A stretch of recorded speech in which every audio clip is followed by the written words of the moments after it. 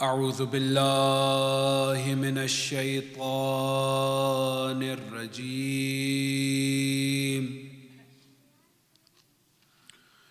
بسم الله الرحمن الرحيم.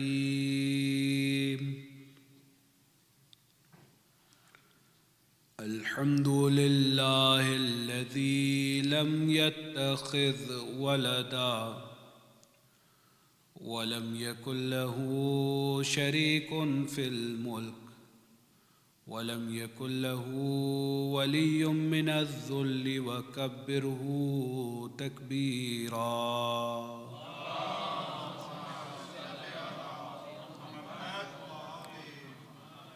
الحمد لله الذي جعلنا من المتمسكين بولاية سيدنا ومولانا علي بن أبي طالب.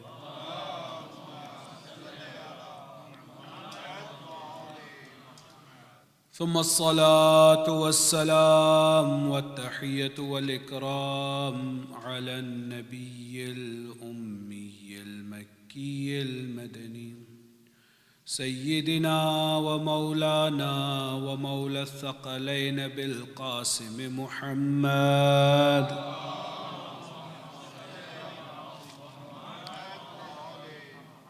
وعلى آل بيته الطيبين الطاهرين المعصومين المظلومين الغر الميامين الذين ذهب الله عنهم الرجس وطهرهم تطهيرا.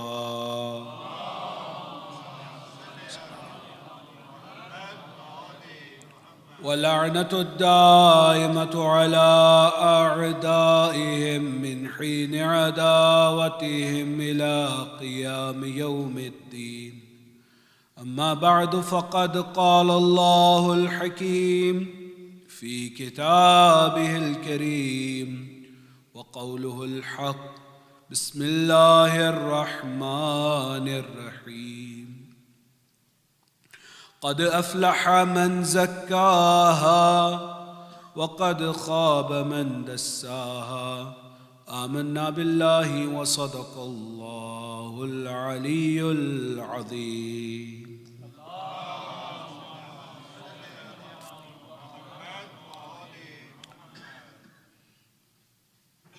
عزیزان محترم، عزاداران امام مظلوم سید الشہداء، محرم الحرام 1441 ہجری کی مجالس کا سلسلہ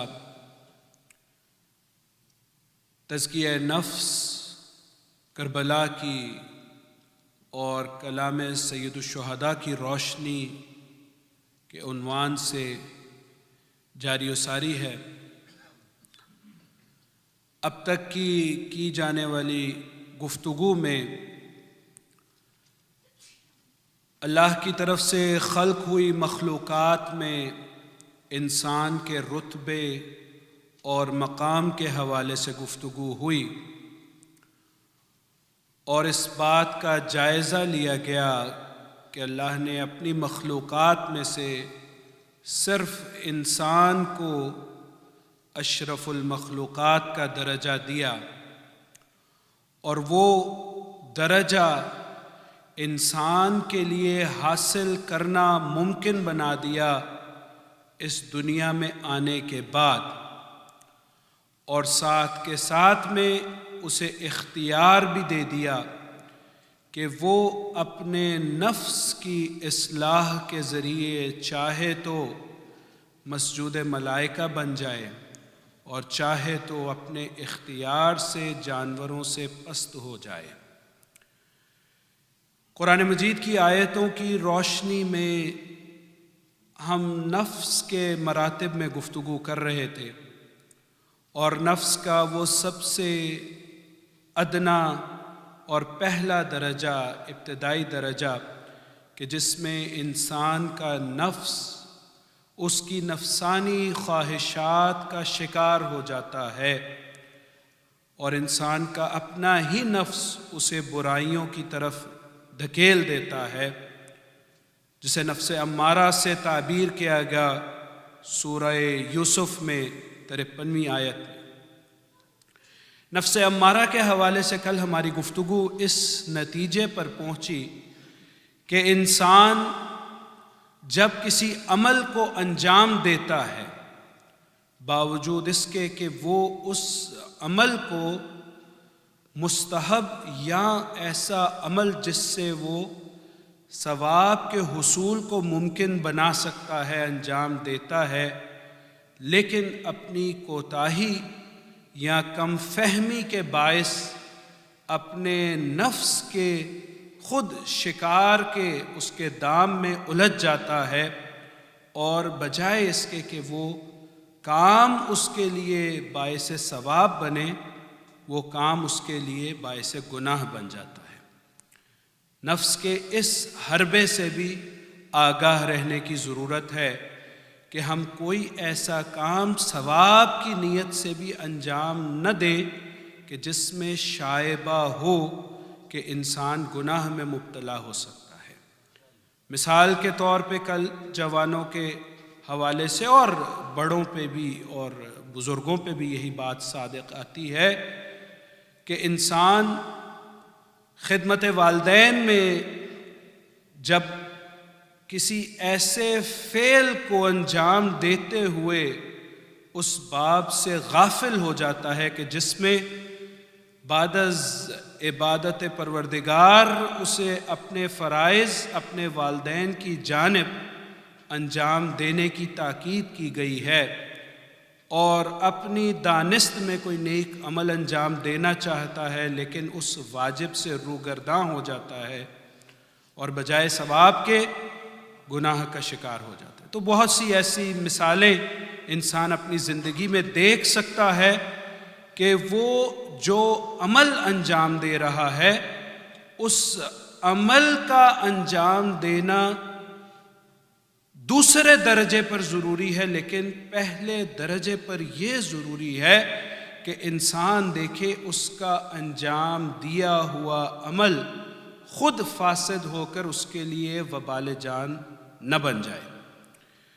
دوسری گفتگو، دوسری بحث اسی باب میں ہم نے عمل کی کمیت اور کیفیت کے باب میں کی اور روایات مبارکہ سے استدلال کیا کہ اللہ کے حضور کیفیت کی اہمیت اس کی کمیت سے زیادہ ہے۔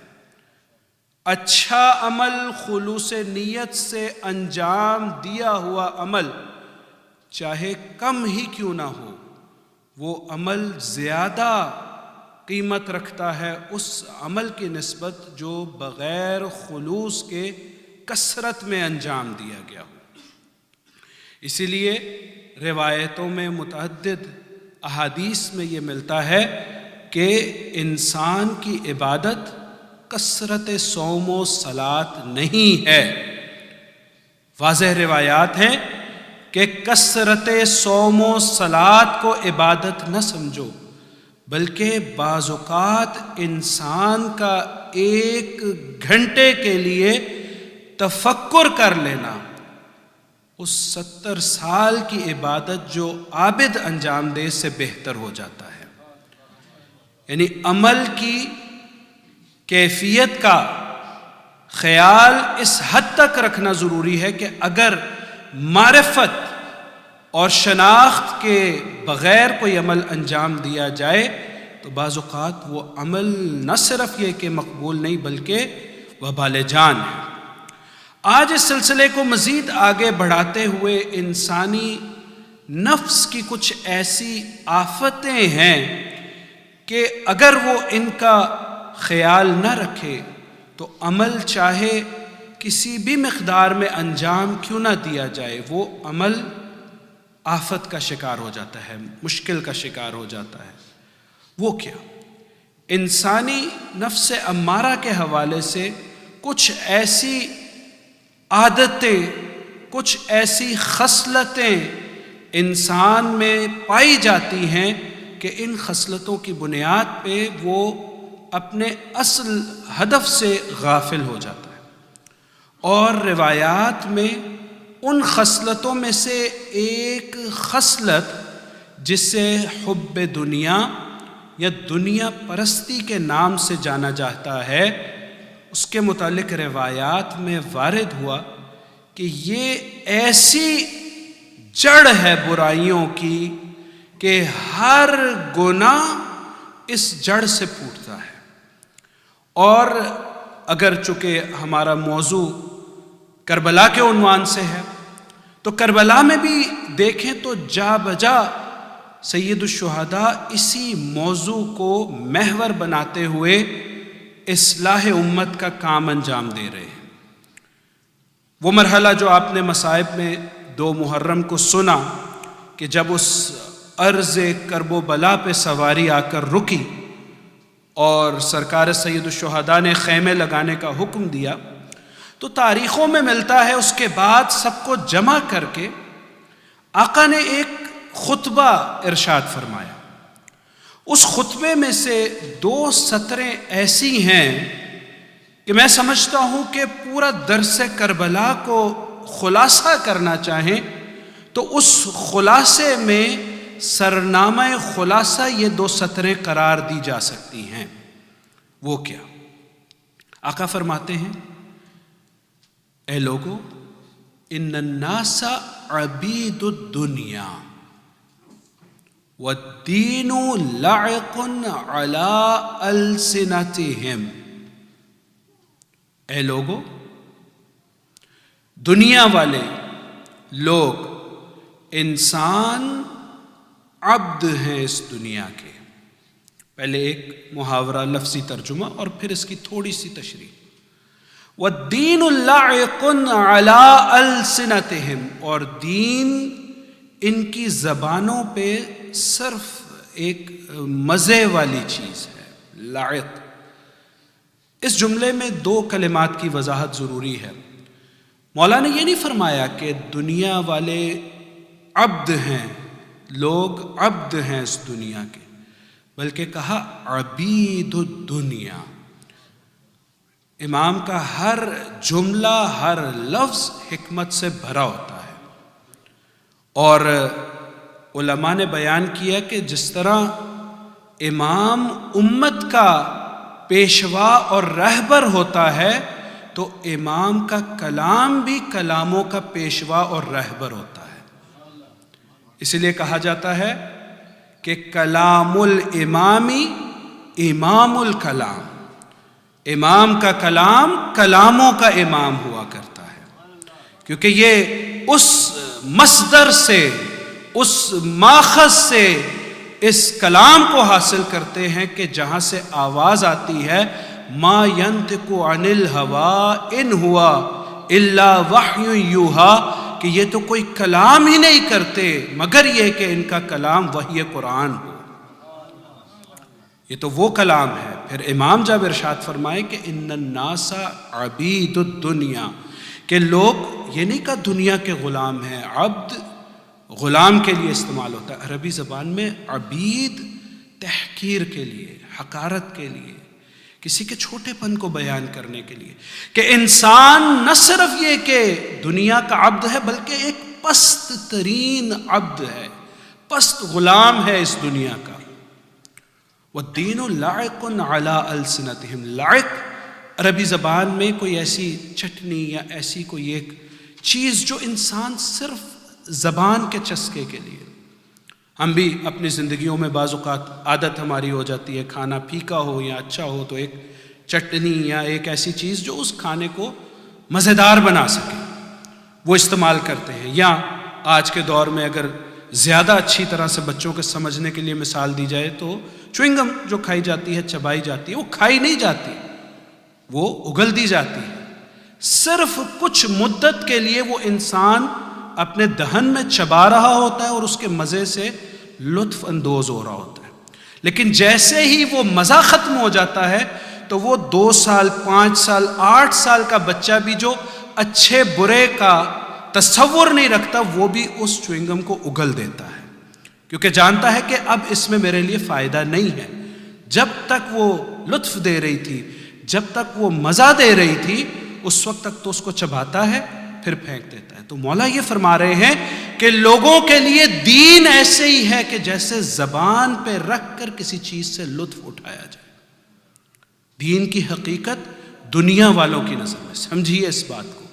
امام خطاب کر رہے ہیں، کربلا میں آ چکے ہیں، ایک طرف یزیدی لشکر ہے، بیدار کر رہے ہیں کہ اے لوگوں یاد رکھو، تم کہنے کو تو مسلمان ہو، کہنے کو تو دیندار ہو، کہنے کو تم امت محمدیہ میں سے ہو، لیکن ایک دفعہ غور تو کرو کہ کس کے سامنے کھڑے ہو، کس کا راستہ روکے ہو، کس کے اہل بیت کو تم اپنے مظالم کا شکار کرنے والے ہو۔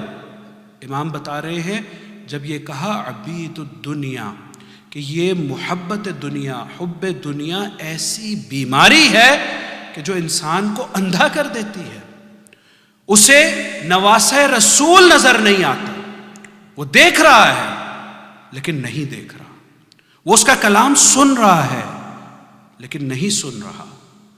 یہ حالت انسان کی اس حب دنیا سے ہو جاتی ہے۔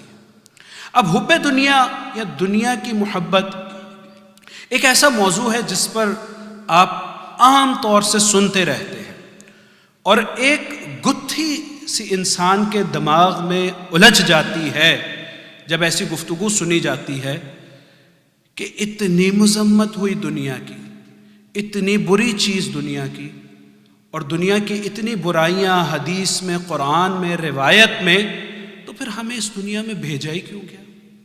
سوال پیدا ہوتا ہے نا۔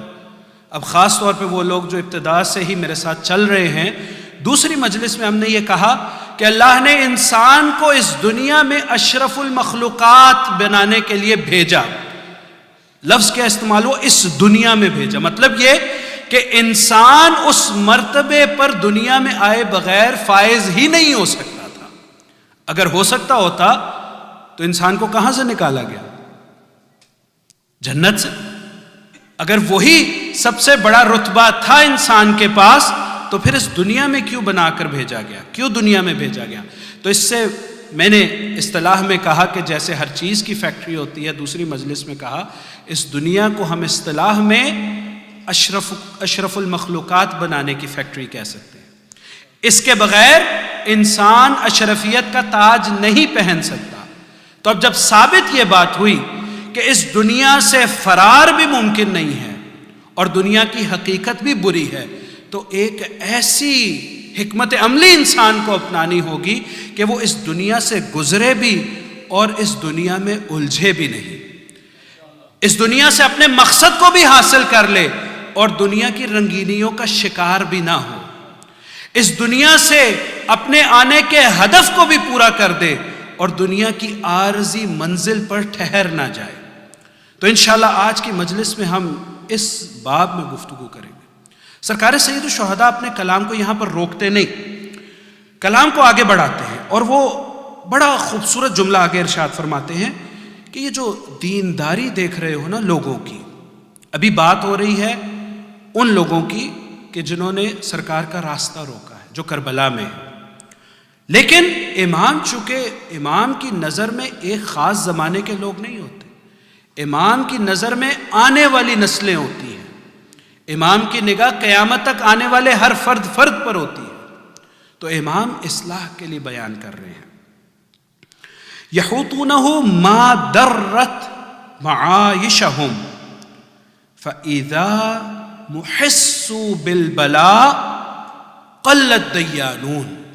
اسی جملے کا آگے مکمل جملہ یہ ہے کہ مولا فرما رہے ہیں کہ بے شک انسان اس دنیا کا پست اور ادنا غلام ہے، اور دین اس کی زبان پہ صرف ایک ذائقے والی چیز ہے، اور اس کا یہ دینداری کا دکھاوا اس وقت تک ہے جب تک اس کی معیشت، جب تک اس کی زندگی، اس کے مفادات سے یہ دین نہ ٹکرائے، اور جب اس کے مفادات سے دین ٹکراتا ہے تو بہت کم لوگ دیندار ثابت ہوتے ہیں۔ عجیب جملہ ہے، ہم اپنی زندگیوں میں دیکھتے ہیں، بہت آسان ہے انسان گھر میں بیٹھ کے اس چیز کا دعویٰ کر لے کہ میں دیندار ہوں. صرف ایک زبان سے ہی تو ادا کرنا ہے، لیکن جب دین کی ذمہ داریاں آتی ہیں، جب دین انسان کا امتحان لیتا ہے، جب دین انسان سے قربانی کا تقاضا کرتا ہے، تو اس وقت کتنے دیندار ہیں.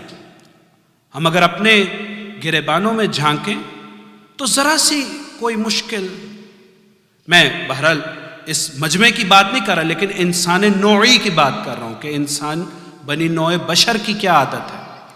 اگر دیکھتا ہے کہ حلال کام میں آمدن کم ہے، حرام میں زیادہ ہے، چلو دنیا ہی تو گزارنی ہے، اور اللہ کب مخالف ہے، دنیا میں رہنے کے لیے بھیجا ہے. بہت سے لوگ آپ یہ سنیں گے، جی گیس اسٹیشن چل نہیں سکتا جب تک ہم وہ پینے والا مواد نہ رکھے جو حرام ہے، ہم اس کے پیسے کو ہاتھ نہیں لگاتے، نہیں رکھ سکتے، نہیں بیچ سکتے. اسی طرح وہ کام جس میں حرام کا شائبہ ہو نہیں کر سکتے. یہی امتحان ہے. وہ دینداری، وہ نماز اس وقت تک قبول نہیں ہے کہ جب تک انسان کا قول اور اس کا عملی فعل مساوی نہ ہو جائے. زبان سے اپنے آپ کو دیندار کہنا آسان ہے، لیکن مولا یہ کہہ رہے ہیں کہ دین اپنے عمل سے انسان ثابت کرے. اور اس لیے کہا قلت دیانو، جب کوئی بلا آتی ہے، جب مسئلہ آتا ہے، جب کوئی مشکل آئی. اور مولا نے خاص طور پہ یہ کہا کہ یہ سارا دار و مدار ان کی دینداری کا ان کی معاش پر ہے.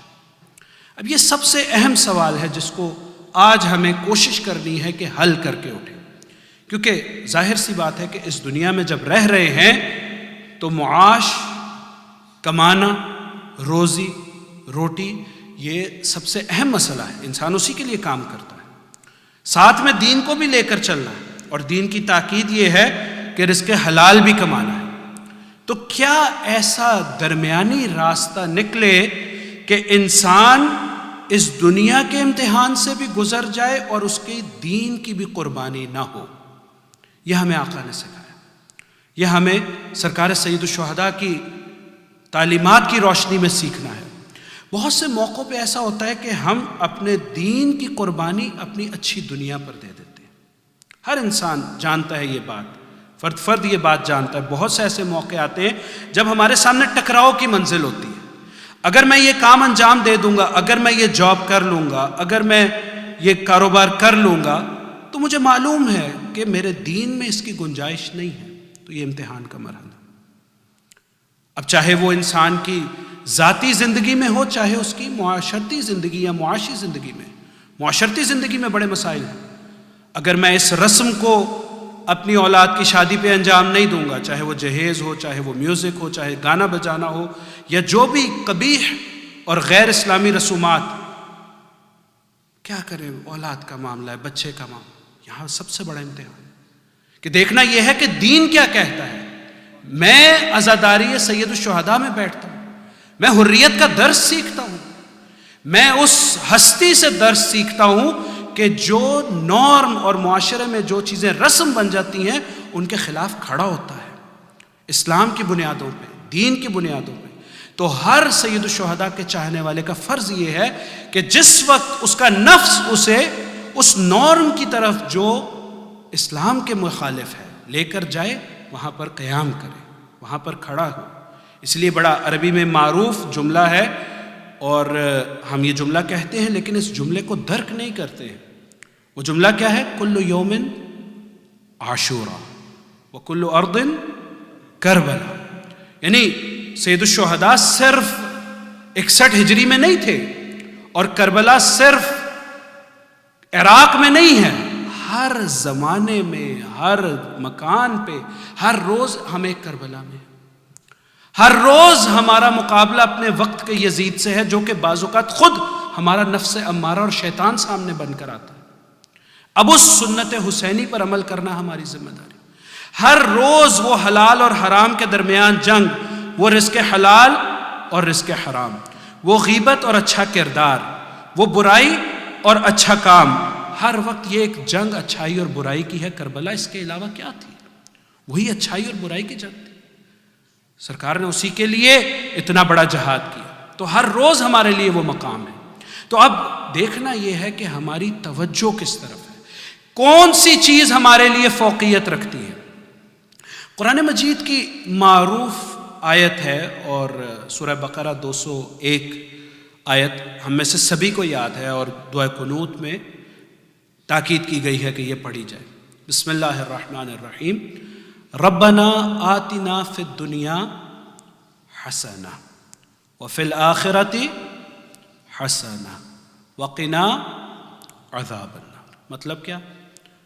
اے ہمارے رب، آتنا فی الدنیا حسنہ، ہمیں اس دنیا میں اچھائی دے، حسنہ دے، وفی الآخرۃ حسنہ، اور ہمیں آخرت میں بھی اچھائی دے، وقنا عذاب النار، اور ہمیں برائیوں سے بچا۔ اب آپ سب لوگ یہ 201 نمبر آیت ہے، اس سے واقف ہیں۔ اس سے ایک آیت پہلے بھی ہے۔ قرآن مجید منظر کشی کر رہا ہے کہ دو قسم کے لوگ ہیں، ایک وہ کہ جو یہ دعا مانگتے ہیں، اور دوسرے وہ جو دوسری قسم کی دعا مانگتے ہیں۔ وہ کیا ہے؟ وہ قرآن مجید کی 200 نمبر آیت، فَمِنَ النَّاسِ مَن يَقُولُ، کہ لوگوں میں سے کچھ لوگ ایسے بھی ہیں جو کہتے ہیں ربنا آتنا فی الدنیا حسنہ، فَمِنَ النَّاسِ مَن يَقُولُ ربنا آتنا فی الدنیا، صرف اتنا کہتے ہیں کہ اے اللہ ہمیں اس دنیا میں عطا کر دے۔ قرآن کہتا ہے وَمَا لَهُ فِي الْآخِرَةِ مِنْ خَلَاقٍ، کہ وہ یہاں پر رک جاتے ہیں، اسی لیے آخرت میں ان کا اجر نہیں رکھا گیا۔ یعنی اب یہ کہنے کو تو شاید زبان سے کلمہ انسان کہتا ہے نا، ہم زبان میں کہنے میں کیا حرج ہے، جہاں پر کہا دنیا میں دے دے وہیں کہا آخرت میں دے دے، لیکن قرآن کے یہاں پر دو مفہوم ہیں۔ ایک یہ مفہوم کہ انسان بعض اوقات زبان سے ہی آخرت کی فکر نہیں کرتا، اور دوسرا مفہوم یہ ہے کہ انسان جب میدان عمل میں وارد ہوتا ہے تو اس کا ہم و غم صرف یہی دنیا بن کر رہ جاتی ہے۔ اب وہ کام پر جاتا ہے، وہ پڑھائی کے لیے جاتا ہے، وہ معاشرے میں زندگی گزار رہا ہے، تو صرف یہی کہہ رہا ہے ربنا آتنا فی الدنیا، ربنا آتنا فی الدنیا، ربنا آتنا فی الدنیا۔ میں جاب کر رہا ہوں اس لیے کہ مجھے اچھا پیسہ مل جائے، میرے پاس اچھا پیسہ ہو جائے کہ میری زندگی اچھی ہو جائے۔ زبان سے تو نہیں کہہ رہا، لیکن عمل سے یہ کہہ رہا ہے، تو اللہ اس کے لیے ارشاد کر رہا ہے کہ میں اس کو دوں گا، دنیا میں اتنا مالدار کر دوں گا کہ اسے دنیا میں کسی چیز کی خواہش بھی نہ رہے گی۔ وہ الگ بات ہے کہ وہ خواہش ہمیشہ باقی رہے گی۔ مال دنیا کی حقیقت یہ ہے کہ انسان جتنا کماتا ہے، جتنا اکٹھا کرتا ہے، اتنی ہی اس کا لالچ بڑھ جاتا ہے، لیکن اللہ کہہ رہا ہے کہ میں اس کو دوں گا۔ لیکن اب کرنا کیا ہے کہ ساتھ میں یہ کہنا ہے اللہ میری ہر کوشش اس دنیا میں میری آخرت سے وابستہ ہے۔ اور اسی لیے بعض اوقات اللہ امتحان بھی لیتے ہیں۔ بعض اوقات آپ دیکھتے ہیں ہم دعا کرتے ہیں اللہ سے، یا اللہ مجھے اتنا مال دے، میں اپنے کاروباری زندگی میں بہت برکت چاہتا ہوں، بہت وسعت چاہتا ہوں۔ اب میرا موضوع نہیں ہے کہ کثرت اور برکت میں کیا فرق ہے، آپ انشاءاللہ تھوڑا سا اس کا خیال رکھیے گا۔ جانتے ہیں آپ لوگ آشنا ہیں کثرت اور برکت میں فرق ہے۔ تو انسان چاہتا ہے کہ کثرت ہو، کثرت زیادہ ہو۔ بعض اوقات اللہ دے بھی دیتا ہے اور بعض اوقات نہیں بھی دیتا۔ اب جن کو نہیں دیا جاتا تو ان کا شکوہ کہ جی آپ تو کہتے ہیں، اللہ قرآن میں کہتا ہے مجھ سے دعا مانگو میں تمہاری دعا کو قبول کروں گا، میں تو صبح شام دعا مانگتا ہوں کہ میرا پرائز بانڈ نکلا ہے، مثلاً آج تک نہیں نکلا، 15 سال سے سنبھالے ہوئے، 20 سال سے رکھے ہوئے، یا میں کاروبار میں اتنی محنت صبح سے شام تک کرتا ہوں، تو وہ میرا جو سامنے والا دکاندار ہے وہ کہاں سے کہاں پہنچ گیا، میں وہیں پر، میں تو نماز بھی پڑھتا ہوں، میں اسلام پر بھی عمل کرتا ہوں، میری زندگی بھی بہت اچھی ہے، پھر میں ہی غریب کیوں؟ سوچنے والی بات ہے کہ آپ نے اللہ سے مانگا کیا ہے۔ اگر اللہ سے دنیا مانگی ہے اور دنیا آپ کے لیے ہے تو ملے گی، لیکن اگر آپ نے ساتھ یہ مانگا ہے کہ وَفِي الْآخِرَةِ حَسَنَةٌ، تو وہ دنیا نہیں ملے گی جو آخرت کے حسنہ کو دور کر دے۔ پھر یہ اعتقاد رکھنا ضروری ہے، پھر یہ سمجھ لینا ضروری ہے کہ لازمی نہیں ہے کہ اگر اس دنیا میں نہیں مل رہا تو یہی میری برائی ہے، نہیں، شاید یہی بہتری ہے، میری آخرت اس میں ہے۔ اور یہ سمجھنے کے لیے کوئی آج میری اور آپ کی مشکل نہیں ہے۔ ایک شخص تاریخ میں اس کا نام سعد یا سعید کے عنوان سے ملتا ہے، مختلف احادیث کی کتابوں میں یہ واقعہ نقل ہوا ہے۔ اصحاب صفہ میں سے تھا، مسجد نبوی کے ساتھ رہتا تھا، بڑا مالی حالت سے بڑا کمزور اور مخدوش، لیکن حضور کے قریبی ساتھیوں میں ہمیشہ ہر نماز کے لیے حاضر، اور ساتھ ساتھ دائم الوضو، دائم الذکر، دائم العبادت۔ جو آقا اس کو دیکھا کرتے تھے تو تھوڑا سا اس کے لیے غمگین ہو جایا کرتے تھے۔ ہم بھی دیکھتے ہیں اپنے معاشرے میں کچھ لوگ بہت زیادہ فائنینشیل سٹرگل کر رہے ہوتے ہیں، ہر وقت یہ جاب کر رہے ہیں، وہ جاب کر رہے ہیں، پھر دن میں بعضوں کا 2 3 کام کر رہے ہیں، لیکن مالی حالت بہتر نہیں ہوتی، تو ہم خود بھی برا محسوس کرتے ہیں کہ یا اللہ اس آدمی کی، کبھی اپنے ساتھ بھی ہوتا ہے کہ بارے اللہ کتنی میں اور محنت کروں، کتنی اور زحمت کروں، میرا مسئلہ کس طرح سے حل ہوگا۔ تو یہ شخص بہرحال سرکار دو عالم کے مشاہدے میں آیا، اور وہ تو ایسے ہیں جسے قرآن نے کہا وَمَا أَرْسَلْنَاكَ إِلَّا رَحْمَةً لِّلْعَالَمِينَ، کہ جس کو رحمت عالمین بنا کر بھیجا گیا، تو اس غم کو، اس کیفیت کو اللہ کا نبی محسوس کر رہا ہے۔ یہ اللہ کے نبی کی خصوصیات میں سے ہے کہ امت پریشان ہوتی ہے، ہماری پریشانی پر ہم سے زیادہ ہمارا نبی پریشان ہوتا ہے۔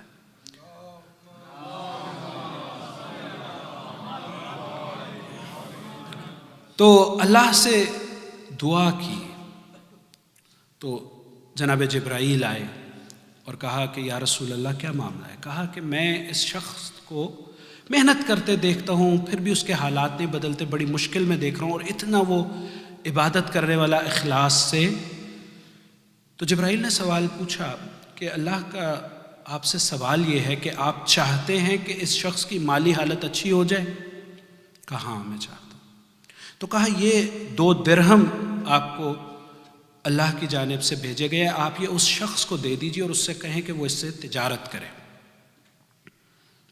آپ مسجد میں تشریف لے گئے، شخص کو دیکھا باہر بیٹھا ہوا ہے، اسی طرح وضو کر کے نماز کے وقت داخل ہونے سے پہلے مسجد میں موجود ہے۔ اگرچہ ویسے خود یہ ایک انتہائی مطلوب اور مستحب عمل ہے کہ انسان اپنی عبادات کے سلسلے میں، خاص طور پہ نماز کے سلسلے میں، اتنا نماز کو اہمیت دے کہ نماز کو انتظار نہ کرنا پڑے بلکہ انسان نماز کا انتظار کرے۔ یعنی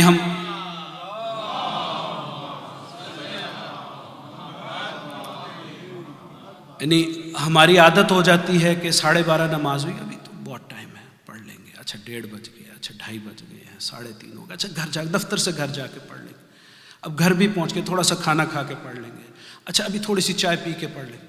اب 7 بجے سورج غروب ہونا، 6:45 بجے سب نماز کی طرف بھاگ رہے ہیں۔ یہ ہماری زندگی ایسے ہو گئی ہے۔ ہونا کیا چاہیے کہ وقت نماز داخل ہونے سے پہلے انسان وضو کر کے تیار رہے کہ جیسے ہی وقت نماز ہو انسان اللہ کے حضور سجدے میں اپنے سر کو جھکا دے۔ تو پھر دیکھیں برکتیں کیسے آتی ہیں۔ کیوں اللہ کہتا ہے فَاذْكُرُونِي أَذْكُرْكُمْ، تم مجھے یاد رکھو میں تمہیں یاد رکھوں گا۔ اب اپنے کام کو 10 منٹ کے لیے روک کے نماز پڑھ کے تو دیکھو کیسی برکتوں سے اللہ مالا مال کر دے گا، کیسے سکون انسان کو مل جائے گا باقی دن کے لیے۔ تو یہ شخص بہرحال تیار کھڑا ہے، تو آقا نے اس سے فرمایا کہ یہ 2 درہم میری طرف سے جا کر تجارت کرو۔ پیسے لیے، بزنس شروع کیا، تجارت شروع کی۔ اب اور تجارت بھی بہرحال اللہ کے گھر میں ہر وقت نظر آتا تھا، کیونکہ مال و دولت تو تھی نہیں، تو شاید رہتا بھی وہیں پر ہو۔ تو اب جب بزنس بھی شروع کیا تو بالکل مسجد کی بغل میں ہی۔ اب رفتہ رفتہ اللہ نے برکت دینی شروع کی۔ اب وہ درہم 2 عام درہم تو نہیں ہیں، اللہ کے رسول کے دیے ہوئے درہم ہیں۔ تو رفتہ رفتہ تجارت اس طرح سے بڑھی کہ اب آقا مسجد میں آ رہے ہیں تو وہ شخص جو وضو کر کے پہلے سے مسجد کے دروازے یا مسجد کے اندر کھڑا ہوتا تھا تو اب وہ تجارت میں مشغول ہے۔ تو سرکار دو عالم نے اس سے کہنا کہ وقت نماز بس ابھی آیا، ابھی بس یہ میں ایک ٹرانزیکشن کر لوں، ایک ڈیل کر لوں، بس میں آ رہا ہوں۔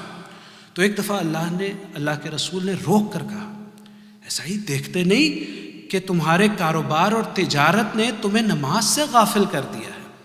تو آگے سے توجیہ پیش کرنے لگا کہ بس یہ ٹرانزیکشن بس کلوز کرو، بس میں پیسے پکڑ کے آ رہا ہوں، بس وہ کوئی آیا ہوا اس کو پیمنٹ کر کے آ رہا ہوں۔ تو اس طرح کے بہانے۔ اب وہ اللہ کا رسول جو اس کی اس حالت سے جو تنگ دستی کی حالت تھی اور غمگین رہتا تھا، اب اس حالت سے اور زیادہ غمگین ہو گیا کہ وہ مسجد کے دروازے پر ہے، مسجد میں نظر نہیں آتا، نماز روزے سے غافل ہو گیا۔ سوچئے یہ بات وہاں سے شروع ہوئی کہ کیا ہمارے لیے بہتر ہے اور کس کا ہم ادراک نہیں رکھتے۔ اب جب اللہ کے رسول کو ایک دفعہ پھر غمگین دیکھا گیا تو پھر جناب جبرائیل نازل ہوئے اور پوچھا یا رسول اللہ کیا ماجرا ہے؟ کہا وہ شخص جو اللہ کے حضور اتنا عبادت گزار تھا وہ اب بالکل غافل ہو گئے۔ تو سوال پوچھا کیا آپ اس کی وہ تنگ دست حالت کو زیادہ پسند کریں گے یا اس کی یہ مالداری کی حالت کو زیادہ پسند کریں گے؟ تو آقا نے ارشاد فرمایا میں اس کی وہ عبادت والی حالت کو پسند کروں گا، میں چاہوں گا کہ وہ اسی عبادت کی حالت میں واپس آ جائے، مجھے اب اس سے کام نہیں ہے کہ وہ تنگ دست ہے یا وہ مالدار ہے۔ تو کہا کہ آپ اس سے وہ 2 درہم لے لیں۔ بلایا اس شخص کو، پھر آخری دفعہ اسے سمجھانے کے لیے کہ نماز اور مسجد اور وہ دینی احکامات وہ پہلے ہیں، تجارت بعد میں ہے۔ تو اب وہ اتنا بڑا بزنس مین ہو گیا ہوا تھا، تو اس نے کہا کہ آپ کو شاید بزنس کا پتہ، بعض اوقات اتنی گستاخی کرتے ہیں، الفاظ میرے ہیں لیکن ملتی جلتی بات ہوئی ہوگی۔ کیوں؟ کیونکہ اس لیے کہ جب اللہ کے رسول نے اس کو کہا کہ وہ 2 درہم جو میں نے تمہیں دیے تھے وہ 2 درہم مجھے واپس کر دو، تو اس نے بڑے تکبر سے کہا آپ 2 درہم کی بات کرتے ہیں، ابھی 200 کا چیک لیں یا 200 مجھ سے لے جائیں۔ بعض اوقات اتنا تکبر انسان میں آ جاتا ہے، اور یہ بڑا اہم ہے۔ اللہ جب ہمیں کسی مال سے نوازتا ہے، کسی نعمت سے نوازتا ہے، تو اس میں جو حقوق شامل ہوتے ہیں، جب ہم وہ حقوق ادا کرتے ہیں، وہ ہم لینے والے پر احسان نہیں کر رہے ہوتے، اپنی ذات پر احسان کر رہے ہوتے ہیں، کیونکہ اس کا حصہ ہے۔ جب کبھی کسی مسجد، امام بارگاہ، کسی مستحق اپنی فیملی میں کسی فقیر کو دے تو یہ سمجھ کے نہ دے کہ آپ اس پر احسان کر رہے ہیں، آپ اپنے آپ پر احسان کر رہے ہیں۔ تو اللہ کے رسول نے کہا کہ نہیں، مجھے وہ 2 ہی چاہیے، مجھے 200 کی ضرورت نہیں۔ اب وہ وقت آیا کہ رفتہ رفتہ اس کی تجارت اتنی کم ہو گئی کہ وہی شخص جو ہر وقت تجارت میں تھا دوبارہ مسجد میں نظر آنا شروع ہو گیا۔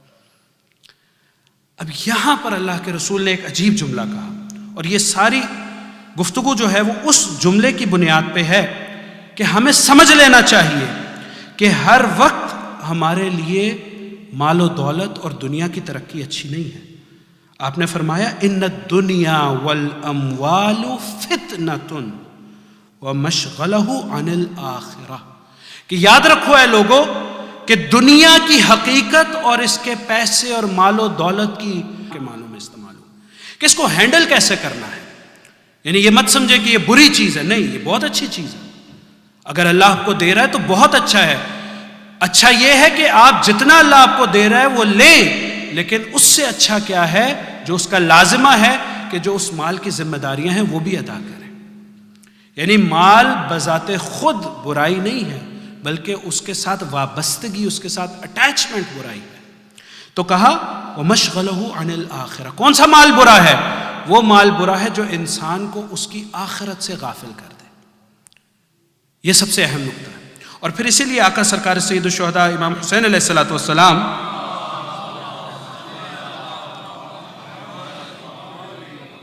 کہ وہ حدیث اس آیت کو اس روایت کے ساتھ، سرکار سید الشہداء کی روایت کے ساتھ رکھیں تو میں سمجھتا ہوں ہماری زندگی کی ایک بہت بڑی گرہ کھل جائے گی، ایک گتھی سلجھ جائے گی۔ چھٹے امام نے یہ روایت کو نقل کیا آقا امام صادق علیہ السلام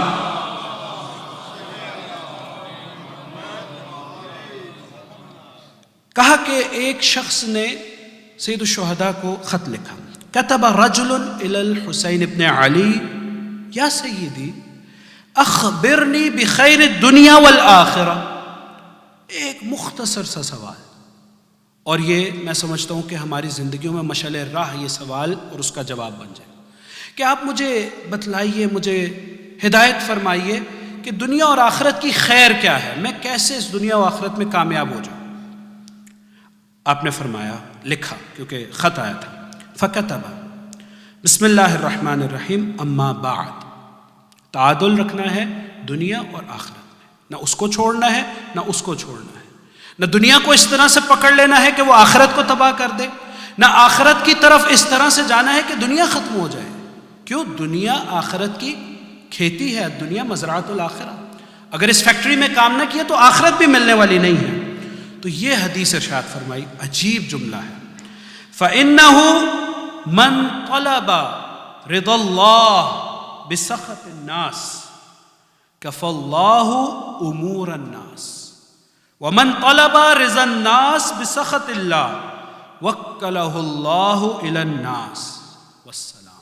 ترجمہ، آپ نے فرمایا تم نے مجھ سے دنیا و آخرت کی خیر کے بارے میں سوال کیا، تو یاد رکھو جس شخص نے اس دنیا میں اپنا مطمع نظر اللہ کی رضایت کو بنایا، جس نے اپنے ہر کام میں اللہ کو راضی کرنے کی کوشش کی، چاہے اس کے نتیجے میں اس کی مخلوقات کا غضب ملا اسے، لیکن اللہ راضی ہو گیا، تو کہا کہ وہ اللہ اس کے لیے کافی ہے ان مخلوقات کی نسبت سے۔ یعنی دوسرے الفاظ میں کہ جس نے اللہ کو راضی کر دیا اور اللہ کو راضی کرنے میں مخلوق ناراض ہو گئی، تو اس مخلوق کو راضی کرنا اللہ کا کام ہے۔ لیکن جو اس کی فلپ سائیڈ ہے، جو اس کی بالعکس سائیڈ ہے، وہ عجیب ہے۔ یہ وہ شخص ہے جس نے اللہ کو راضی کرنے کے لیے کام کیا، ولو دنیا ناراض ہو جائے۔ کہا لیکن وہ شخص جس نے لوگوں کو تو راضی کر لیا لیکن اللہ کو ناراض کر دیا، تو اللہ اسے لوگوں کے حال پر چھوڑ دے گا۔ یعنی اب وہ لوگوں کی طرف وکلہ ایک عجیب لفظ ہے عربی میں، اور آپ تو جانتے ہی ہیں، یعنی یہ وکالت سے اس کا معنی اللہ کہے گا کہ اب اس شخص سے مجھے کوئی لینا دینا نہیں ہے، اب یہ لوگوں کو خوش کر رہا ہے، اب اس کا مطمع نظر لوگوں کی رضایت ہے، لوگوں کی خوشنودی ہے۔ اس نے اس بیلنس کو، اس تعادل کو ختم کر دیا۔ مقصد کیا تھا؟ کہ اللہ کو راضی کرنا اور اللہ کے حکم پہ اس کی مخلوق کو راضی کرنا، لیکن جس نے لوگوں کو راضی کرنا شروع کیا، کیا کربلا میں کیا ہو رہی ہے؟ یہ ہو رہا ہے، کس کو راضی کیا جا رہا ہے؟ لوگوں کو راضی کیا جا رہا ہے۔ تو اللہ نے ان کو ان کے اپنے اوپر، اپنے حال پر چھوڑ دیا۔ کیا نتیجہ کربلا کا؟ کہ ابھی کچھ وقت نہیں گزرا کہ وہ لوگ جو تخت پہ بیٹھے تھے، وہ اپنے تخت اور امامے اور پگڑیاں چھوڑ کے بھاگے۔ وہ دنیا میں اس طرح سے رسوا ہو گئے کہ آج تک یزید کا نام گالی کے مساوی ہو گیا ہے، کہ جنہوں نے لوگوں کو خوش کرنا چاہا۔ عمر سعد، شمر، کس کو خوش کرنا کہا؟ اس نے لوگوں کو خوش کرنا چاہا۔ عبید اللہ بن زیاد، کون رکھتا اپنے بچوں کے نام ایسے؟ تو یہ بات سمجھ آ گئی کہ وہ بیلنس جو انسان کو اپنی زندگی میں رکھنا ہے دنیا اور آخرت میں، وہ انسان کو اس دنیا سے گزرنے میں مدد دے گا۔ ہر دم انسان کے ذہن میں یہ ہونا چاہیے، یہ فانی زود گزر دنیا ہے، یہ دنیا رہنے والی نہیں ہے، یہ دنیا گزر جانا ہے، اور جو رہنے والی ہے اس کے لیے مجھے اپنی دنیا کو قربان کرنا پڑے تو اس کی کوئی مجھے فکر نہیں۔ اور یہ اہل بیت کی زندگی میں ہم دیکھتے ہیں کس طرح سے اہل بیت نے اپنے قدم قدم پہ اپنی زندگی میں کس طرح سے اپنے آپ کو، نہ صرف یہ کہ اپنے مال کو، اپنے آپ کو، اپنی جانوں کو قربان کر دی۔ اور جب مال کی بات کریں تو وہاں دیکھتے ہیں کہ لوگوں کے سامنے ایک ایسا منظر ہم نے دیکھا کہ جناب ابو ذر نقل کرتے ہیں کہ میں مسجد میں بیٹھا تھا، اللہ کے نبی کی مسجد، اور میں نے دیکھا کہ ایک فقیر دروازے سے داخل ہوا۔ اب فقیر داخل ہوا اور مسجد النبی میں آ کے آواز لگائی کہ میں محتاج ہوں، میں ضرورت مند ہوں، میری مدد کریں۔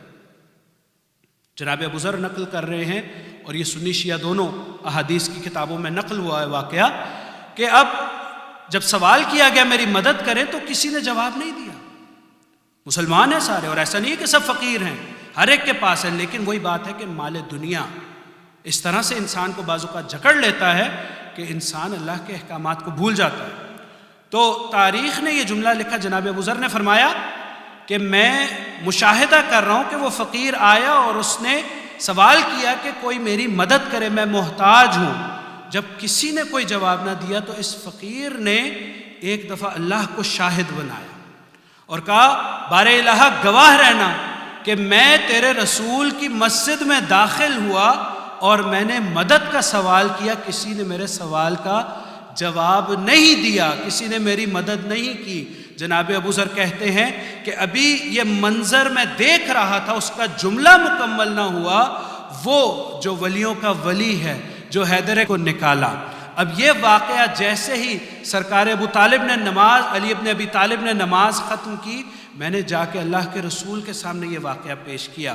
اللہ کے رسول نے واقعہ سنا اور کہا میں بھی دیکھ رہا تھا، اور میں اس اثناء میں دیکھ رہا تھا کہ اللہ کا نمائندہ جبرائیل میرے پاس آیا اور آ کر کہا کہ علی ابن ابی طالب کا یہ فعل اللہ کو ایسا پسند آیا ہے کہ قرآن میں آیتیں آ گئی ہیں۔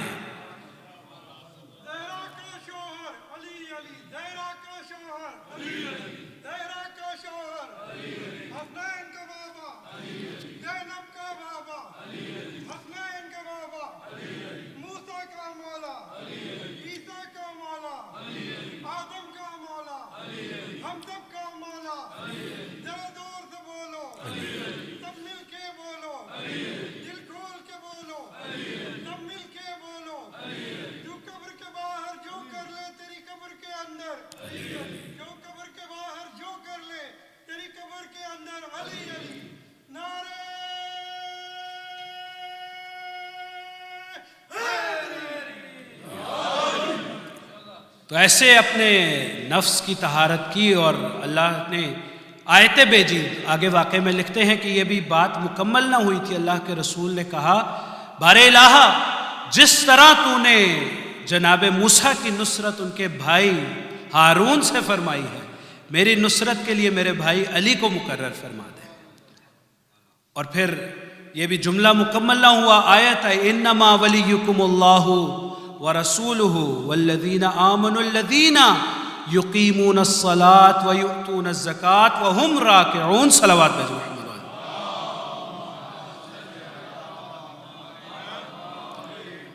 یعنی حیدر کرار کا وہ فعل اللہ کو اتنا پسند آیا کہ جس نے حالت نماز میں، اللہ کی عبادت کی حالت میں، حالت رکوع میں، اللہ کی عبادت میں ہوتے ہوئے اللہ کی دوسری عبادت کو انجام دیا۔ یعنی دنیا سے غفلت اس حد تک ہے کہ وہ علی جب حالت نماز میں ہو تو وہ تیر جو پیوست ہو جائے، وہ نکالا جائے تو درد کا احساس نہ ہو۔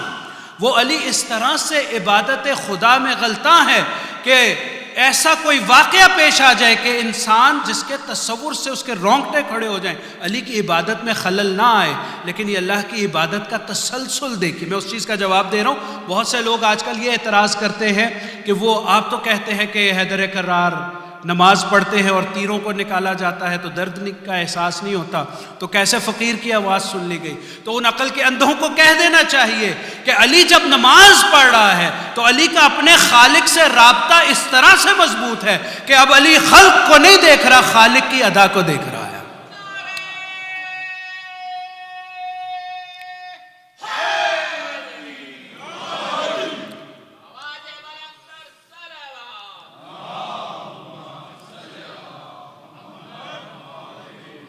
یہ وہ لوگ ہوتے ہیں کہ جب عبادت کر رہے ہوتے ہیں تو دنیا ان کی عبادت سے متاثر ہوتی ہے یا عبادت دنیا سے متاثر ہوتی ہے۔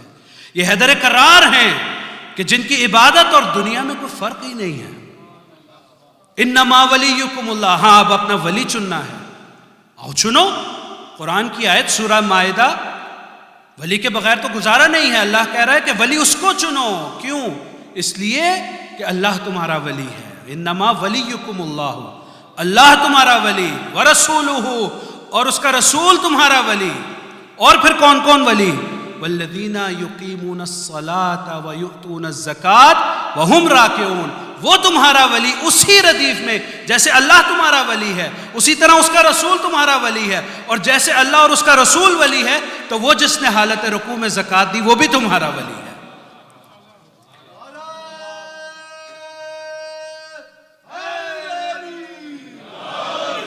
تو جو اپنی دین اور دنیا میں تعادل رکھے، اپنی دنیا کو دین سے الگ نہ کرے، تو اللہ اس کا ذکر اپنے اور اپنے پیغمبر کے بعد کرے۔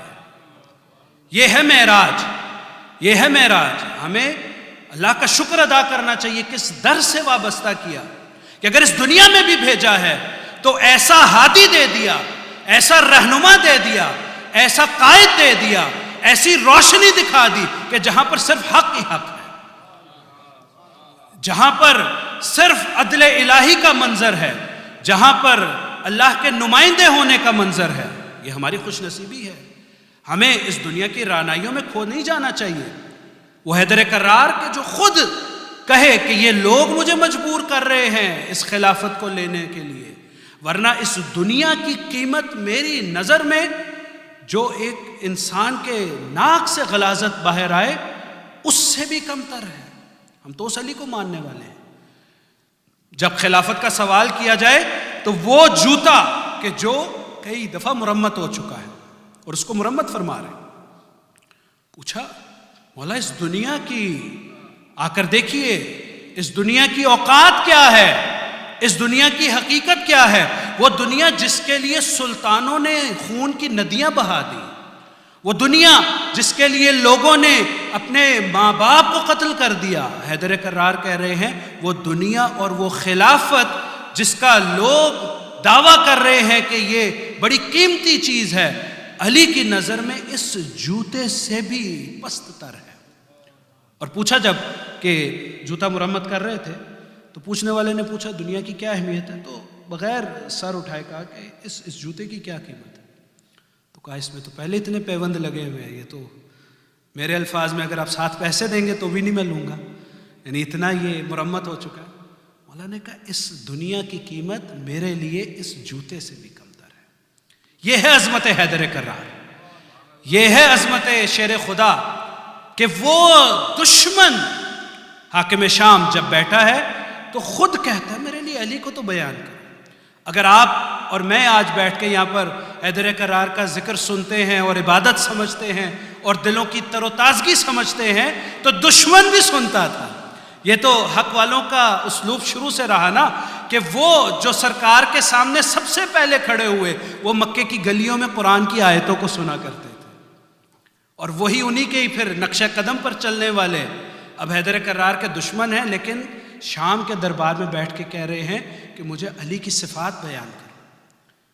تو بیان کرنے والا کہہ رہا ہے اپنا بندہ، وہ کہہ رہا ہے کہ علی اس طرح سے اللہ کی عبادت میں مشغول ہو جاتے ہیں اور اس طرح سے گریہ وزاری کرتے ہیں، اس طرح سے ان کا بدن اس کیفیت میں ہل رہا ہوتا ہے، لرزش میں ہوتا ہے، اس طرح سے وہ لوٹ پوٹ ہو رہے ہوتے ہیں اللہ کے خوف سے کہ جیسے کسی شخص کو جب سانپ کاٹ لے اس کی کیفیت ہوتی۔ یہ تململ السلیم، کہاں میں گواہی دیتا ہوں بے شک حیدر کرار وہی، اگر وہ میدان خندق میں آ جائیں تو فاتح قرار پائیں، اور اگر اللہ کے حضور آ جائیں تو ادنا ترین انسان قرار پائیں۔ یہ ہے حیدر کرار کی ذات کہ کیسے بتایا کہ دنیا و آخرت میں کس طرح سے تعادل رکھنا ہے، اس دنیا میں بھی رہنا ہے، اس دنیا میں بھی عمل کرنا ہے، لیکن اس دنیا کی اوقات اور حیثیت جانتے ہوئے۔ یاد رکھو نہج البلاغہ میں کہا اور روایات میں بھی آیا یہ دنیا کی حقیقت ایسے ہے جیسے کسی دل فریب سانپ کی طرح ہے جو ظاہر میں بہت خوبصورت ہے، جس کو اگر انسان مس کرے تو بڑا نرم محسوس ہوتا ہے، انسان پوری طرح سے اس کی طرف مائل ہو جاتا ہے، لیکن جب یہی سانپ انسان کے مائل ہونے پہ اس کو زہر سے ڈنگ لیتا ہے تو اس کا زہر قاتل ہوتا ہے۔ تو مولا نے کہا محتاط رہنا اس دنیا سے، اور پھر دنیا کی حقیقت بیان کی کہ دنیا وہ ہے کہ جتنا تم اس کے پیچھے بھاگو گے وہ تمہارے آگے بھاگتی جائے گی، اور جب ایک دفعہ تم اس سے روگردان ہو کے اس کی مخالفت میں بھاگو گے تمہارے پیچھے آئے گی۔ یہ دنیا کی حقیقت ہے کہ دنیا جس کے پیچھے انسان بھاگتا ہے وہ بھاگتی چلی جائے گی۔ یہ ایسا پانی ہے، یہ مولا کے جملے نہج البلاغہ میں ان کے خلاصے آپ کے سامنے پیش کر رہا ہوں کہ یہ ایسے نہج البلاغہ ایسی معرفت کی کتاب ہے، انسان میں سمجھتا ہوں قرآن مجید کے بعد اگر اس کو پڑھ لے تو انسان کی زندگی سنور جائے، اسی دنیا میں جنت بن جائے۔ کہا کہ دنیا اس بحر مالح کے پانی کی طرح ہے، اس نمکین سمندر کی طرح ہے کہ جس کا انسان جتنا پانی پیتا ہے اتنا پیاسا ہوتا چلا جاتا ہے، جتنا اس دنیا میں جاتا ہے اتنا اس دنیا کی پستی میں چلا جاتا ہے۔ تو دیکھنا یہ ہے کہ انسان کس طرح سے اس دنیا میں بھی رہے اور آخرت کے لیے بھی کام کرے۔ یہ دنیا کی محبت، یہ دنیا کی انسان کو رغبت اس کو اس کے مقصد سے روگردان نہ کر دے، اسے اس کے مقصد سے نہ ہٹا دے۔ اور یہی پیغام تھا جناب سرکار سید الشہداء کا کہ دیکھو کہ جب تم اس دنیا میں زندگی کر رہے ہو تو یاد رکھو کہ ایک دن ایسے آنے والا ہے کہ جب تمہیں اپنے خالق کے حضور پیش ہونا تو وہاں پر صرف عمل صالح تمہارے کام آئے گا۔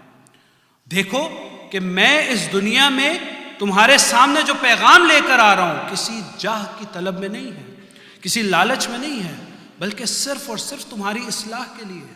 لیکن لوگ اس دنیا میں اس طرح سے اس کے ساتھ وابستہ ہو گئے ہیں کہ اب نواسۂ رسول کو نہیں پہچان رہے۔ لیکن جو ساتھیوں میں سے ہیں، چاہے وہ حبیب ابن مظاہر جیسا بوڑھا ہو، چاہے قاسم جیسا جوان ہو، عجیب اس دنیا کی حقیقت اور موت کی حقیقت کے متعلق اس شہزادے نے جملہ کہا ہے کہ انسان کی عقل دنگ رہ جائے۔ جناب قاسم سے جب شب عاشور محضر شہداء پڑھا گیا نا، سرکار سید الشہداء نے اپنے ساتھیوں کو آزما لیا، پھر ایک دفتر کھولا اور شہداء کے نام جن جن کو شہید ہونا ہے ان کے نام پڑھنے شروع کیے۔ اب اصحاب بیٹھے ہیں، نام پڑھتے چلے جا رہے ہیں۔ حبیب ابن مظاہر، تمہیں شہید کر دیا جائے گا۔ مسلم ابن اوسجہ، آپ کو شہید کر دیا جائے گا۔ جناب علی اکبر کا نام، حضرت عباس، نام لیتے چلے جا رہے ہیں۔ ایک لمحے کو توقف کیا تو دیکھا کہ ایک کونے میں ایک جوان بچہ، تاریخ نے لکھا لم یبلغ الحلم، کہ ایسا بچہ کہ جو اپنے بلوغت پر بھی ابھی نہیں پہنچا تھا، وہ روتے روتے کھڑا ہو گیا کہ چچا جان، آپ نے شہداء کے نام لیے ہیں، میرا نام نہیں لیا اس میں۔ مولا نے ہمیں حقیقت بیان کرنے کے لیے، بتانے کے لیے کہ تاریخ میں یہ بات ثبت ہو جائے، کہا اے میرے بچے، کیف الموت عندک، ذرا یہ تو بتا موت کی حقیقت کیا ہے تمہارے ساتھ۔ اہل بیت کا بچہ ہے نا، یعنی ابھی شاید 13 سال بھی پورا سن نہیں ہے جناب قاسم۔ جواب دیا احلا من العسل، چچا جان، موت میرے لیے شہد سے بھی زیادہ شیرین ہے۔ اللہ آزادارو، سبت اکبر کا وقت آخر آیا، جناب سرکار امام مجتبیٰ۔ اب لگن لایا گیا، جگر کے ٹکڑے کٹ کٹ کے ظرف میں آ رہے ہیں۔ آقا نے اب وداع کیا، ہر ایک سے رخصت کیا، بتایا کہ یاد رکھو میرے بعد حسین تمہارے امام ہیں، ان کی نصرت کرنا، ان کی مدد کرنا۔ اور اس کے بعد سب کو کہا کہ اب مجھے تنہا چھوڑ دیجیے۔ سب نکلنے لگے کمرے سے تو ایک آواز دے کے اپنی زوجہ سے کہا فروہ ادھر آئیے۔ جناب ام فروہ تشریف لے گئی، کہا کہ قاسم کو لے کر آئیے۔ جناب قاسم کی عمر کیا ہے؟ 3 سال سے کچھ کم۔ جناب قاسم کو لائی، اب کہا سرہانے سے ایک تعویذ نکالا اور کہا کہ یہ تعویذ میں قاسم کے لیے آپ کو دے رہا ہوں، اور جب کبھی کوئی مشکل آ جائے تو اس کو کھول کر پڑھ لیجئے گا، وہ مشکل آسان ہو جائے۔ اب میں کہوں گا کہ وہ یتیم جس کا چچا حسین جیسا ہو، جس کا چچا عباس جیسا ہو، اس کو کب کوئی مشکل آئے گی؟ کبھی ایسی مشکل نہ آئی کہ اس کو پڑھا جائے۔ بس شب عاشور آ گئی۔ عزادارو، ہر بی بی نے اپنے اپنے وارث کو اپنے خیمے میں بٹھایا ہوا ہے اور زیارت کر رہی ہیں۔ جانتی ہیں نا آج رات آخری رات ہے۔ جناب ام لیلہ نے حضرت علی اکبر کو بٹھایا ہے، جناب زینب نے اون و محمد کو بٹھایا ہے۔ اب آخری زیارت ہو رہی ہے تو ایک خیمے میں جناب ام فروہ نے جناب قاسم کو بٹھایا۔ بیٹا قاسم، جی والدہ گرامی، جانتے ہو نا کل کیا کرنا ہے؟ جی، کیا کرو گے؟ چچا کے لیے اپنے آپ کو قربان کر دوں گا۔ بچے کی ذرا خواہش تو دیکھیے، اہل بیت کے بچے ہیں، موت شیرین ہے شہد سے زیادہ۔ ہاں بیٹا، بیوہ ماں کو سکون ملا کہ باپ سے کیا وعدہ بچے نے پورا کر دیا۔ بس رات گزر گئی، روز عاشورہ آ گیا۔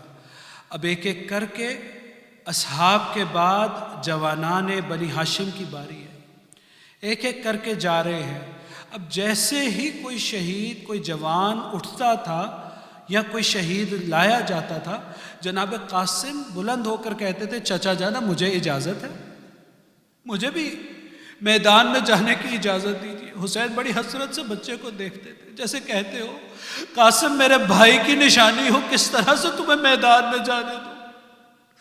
آپ سمجھ سکتے ہیں وہ یتیم کہ جس کو حسین نے اپنے بچوں کی طرح پالا ہو، کس طرح سے اجازت دے۔ اب بچہ بار بار میدان میں جانے کی اجازت مانگتا ہے، اجازت نہیں ملتی، ماں سے کیا وعدہ بھی یاد آتا ہے۔ اب بچہ ایک کونے میں جا کر گھٹنوں میں سر رکھ کے بڑی حسرت سے بیٹھ گیا، کیونکہ جانتا ہے نا امام ہے، اجازت نہیں ملی، بہت اصرار نہیں کیا۔ بچہ بڑی حسرت سے رو رہا ہے۔ جناب ام فروہ نے دیکھا اور آ کر کہا بیٹا قاسم کیا بات ہے، ابھی تک قربان نہیں کیا اپنے آپ کو؟ کہا چچا اجازت نہیں دیتے۔ جناب ام فروہ نے کہا بیٹا قاسم دیکھو، جب تمہارے بابا اس دنیا سے رخصت ہو رہے تھے نا، تو انہوں نے یہ تعویذ دیا تھا اور کہا تھا جب کوئی مشکل وقت آئے تو اس تعویذ کو کھول کے پڑھ لینا۔ میں کہوں گا تعویذ تو جان کی حفاظت کے لیے دیا جاتا ہے نا، لیکن یہ تعویذ تھا کہ جس میں شہادت کا سندیسہ تھا۔ ایک دفعہ جناب قاسم نے کہا ہاں مادر گرامی، اس مشکل وقت سے بڑھ کر کون سا مشکل وقت ہوگا؟ اس تعویذ کو کھولا، اب کھول کے اس تعویذ کو پڑھا لکھا تھا بیٹا قاسم جب روز عاشورہ آ جائے اور تمہارے چچا دشمنوں کے نرغے میں گر جائیں، یاد رکھنا اس وقت اپنے چچا کی نصرت کرنا۔ بس عزادارو ادھر قاسم نے اس خط کو پڑھا اور چہرے پہ مسکراہٹ آ گئی۔ ایک دفعہ وہ خط لے کر سرکار سید الشہداء کے پاس آئے۔ سرکار سید الشہداء نے بچے کو دیکھا، ہاتھ میں تحریر کو دیکھا۔ بچے نے کہا کہ آپ کے لیے آپ کے بھائی کا خط آیا ہے۔ ایک دفعہ سید الشہداء نے خط پڑھا، خط کا پڑھنا تھا، بھائی کی یاد آئی۔ تاریخ میں جملے ملتے ہیں مولا نے جناب قاسم کی باہوں میں باہیں ڈال دی، ایک دفعہ اپنے سینے سے لپٹا لیا۔ تاریخ نے کسی کے لیے یہ نہیں لکھا، نہ اونو محمد کے لیے، نہ جناب علی اکبر کے لیے، نہ جناب عباس کے لیے، کہ مولا نے جناب قاسم کو سینے سے لپٹا کے گریہ کرنا شروع کیا۔ اتنا گریہ کیا کہ غش آ گیا۔ سید الشہداء غشی کی حالت میں چلے گئے۔ اجرکم اللہ۔ بس عزادارو ایک دفعہ وقت گزرا، اب کہا بھائی کی تحریر کے آگے کوئی چارہ نہیں ہے۔ ایک دفعہ جناب قاسم کو خود سید الشہداء نے تیار کرنا شروع کیا۔ وہ 13 سال کا بچہ امامہ رسول اللہ پہنایا اور حسن کی تلوار دی۔ اب جب قاسم کو گھوڑے پہ بٹھایا ہے نا، عزادارو 13 سال کا بچہ کس طرح سے گھوڑے پر بیٹھتا؟ تاریخوں میں ملتا ہے مولا نے خود مدد کر کے قاسم کو بٹھایا۔ اب یہ حسن کا لال جب میدان کی طرف چلا ہے نا، میدان میں جا کے جب جہاد کرنا شروع کیا ہے تو لوگوں نے کہا حیدر کرار آ گئے، اور تاریخ نے وہ جملہ لکھا۔ عزادارو وہ جملہ سنو گے کلیجہ پھٹ جائے گا۔ ظالم نے لکھا، مورخ لکھتا ہے جیسے ہی قاسم خیمے سے گھوڑے پر سوار نکلا، وہاں پر موجود ظالموں نے یہ کہا دیکھو وہ 14ویں کا چاند نکل آیا۔ وہ جو ظالموں کے لیے 14ویں کا چاند ہوگا، ماں کے لیے اس کی کیا حیثیت؟ اجرکم اللہ۔ بس عزادارو اللہ کوئی غم نہ دے سوائے غم محمد و آل محمد کے۔ رونے اور رلانے کی شبیں ہیں، بہت نزدیک ہو گئے عاشورہ سے۔ شرما کے گریہ مت کیجئے، اگر انہی راتوں میں گریہ نہ کیا تو کب کریں گے؟ جناب سیدہ اپنی اس قبر کو چھوڑ کے عزاداروں میں آ جاتی ہیں کہ یہ میرے حسین میں رونے والے ہیں، یہ میرے حسین کا ذکر کرنے والے ہیں۔ آزاد کیجئے اپنی آنکھوں سے آنسوؤں کو، کوئی آج شرمائیے نہیں، بس چند راتیں رہ گئی ہیں۔ بس عزادارو جناب قاسم چلے، اب چل رہے ہیں اور لڑ رہے ہیں، بڑی بہادری سے جہاد کیا۔ جانتے ہیں نا کہ بعد میں لوگ تانا دیتے تھے بابا حسن کو، اس تانے سے بھی بچانا تھا کہ آ کر دیکھو کہ حسن کا لال کس جرأت سے لڑا ہے کربلا میں۔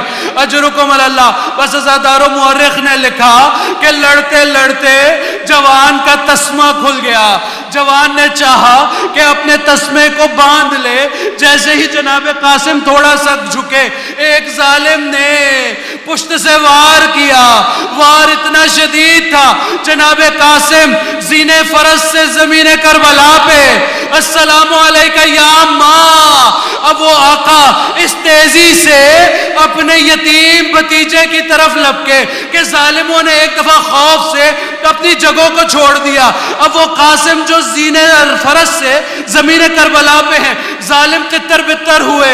اب بدن قاسم زمین پر اور ادھر کے گھوڑے ادھر, ادھر کے گھوڑے ادھر.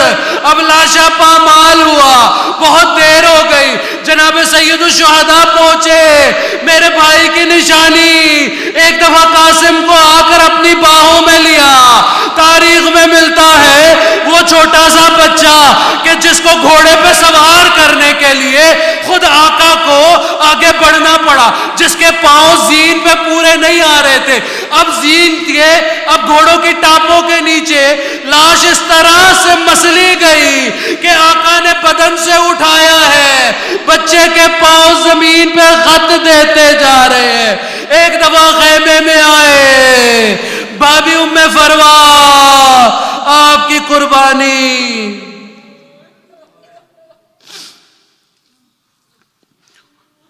وَسَيَعْلَمُ الَّذِينَ ظَلَمُوا أَيَّ مُنْقَلَبٍ يَنْقَلِبُونَ إِنَّا لِلَّهِ وَإِنَّا إِلَيْهِ راجعون. انہی آنکھوں میں آنسوؤں کو لیتے ہوئے اپنی حاجتوں کو, اپنی تمناؤں کو اپنے دلوں میں لائیے. بے شک یہ قبولیت کی گھڑیاں, یہ استجابت دعا کا وقت, ہم ان آنسوؤں کو وسیلہ شفاعت قرار دیتے ہیں. بار الہ تجھے واسطہ محمد وآل محمد کا ہمارے ذکر کو اپنی بارگاہ میں قبول و منظور فرما. اس ذکر کے صدقے میں ہمارے والدین کے گناہان کبیرہ و صغیرہ کو معاف فرما. بار الہ تجھے واسطہ محمد وآل محمد. وہ آنکھیں جو زہرا کے لال کے لیے تر ہوئی, یا اللہ ان آنکھوں پہ اپنی رحمتوں کو نازل فرما. بار الہ تجھے واسطہ محمد وآل محمد کا جتنے مومنین مومنات اس مجلس میں تشریف فرما ہے, بار الہ سب کی جو دلوں میں حاجتیں ہیں حاجات کو قبول و منظور فرما. بار الہ تجھے واسطہ محمد وآل محمد کا یہ جوان بچے اور میری بچیاں بیٹھی ہیں, بار الہ ان کو ان کی دنیا میں اور آخرت میں ان کو اپنے مقاصد میں کامیابی و کامرانی عطا فرما. بار الہ تجھے واسطہ محمد وآل محمد کا جو والدین بچے بچیوں کے سلسلے میں پریشان ہیں ان کو سرخرو فرما. جو بے اولاد ہیں انہیں اولاد عطا فرما. جو مریض ہیں بار الہ, خاص طور سے جن لوگوں نے مجھے دعا کی التماس کی ہے, بار الہ جن کے گھروں میں مریض ہیں, یہاں بیٹھے مریض ہیں, بار الہ بحق سید سجاد سب کو شفا عاجل و کامل عطا فرما. بار الہ تجھے واسطہ محمد وآل محمد کا جو لوگ تنگ دست ہیں وسعت رزق عطا فرما. بار الہ ہمیں توفیق دے کہ ہم اپنے نفسوں کا تزکیہ کر سکیں. بار الہ تجھے واسطہ محمد وآل محمد کا مسلمانوں کو آپس میں اتفاق, اتحاد, پیار, محبت, امن, آشتی عطا فرما. بار الہ شیعان حیدر کرار دنیا کے جس کونے میں ہیں سب کے جان و مال, عزت, آبرو کی حفاظت فرما. بار الہ تجھے واسطہ محمد وآل محمد کا تجھے واسطہ ذکر حسین کا ہمارے حقیقی وارث آقا و مولا کے ظہور میں تعجیل فرما. ہمیں ان کے اعوان و انصار میں سے شمار فرما. ربنا تقبل منا انک انت السمیع العلیم. آمین یا رب العالمین برحمتک یا ارحم الراحمین. ماتم حسین.